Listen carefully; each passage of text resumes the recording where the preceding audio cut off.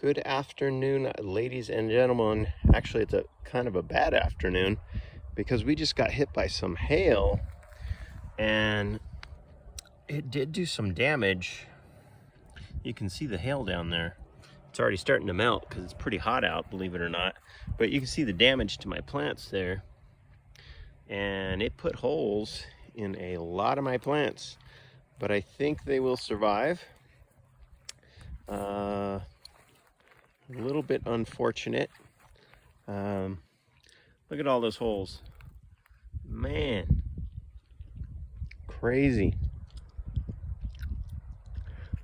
And I had a lot of, oh man, look at that.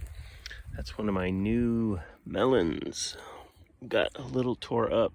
That's the Apache Navajo melon. We kind of survived. Let's check out this corn over here. And that is the first time I've been hit by hail that big. I suppose it could have been worse. But yeah, look at that hail. It is crazy. Not quite the size of a dime, but getting up to it. Yeah, it's a little bit tore up some of the leaves, but I think we'll survive. It really shredded some of those leaves in an odd pattern.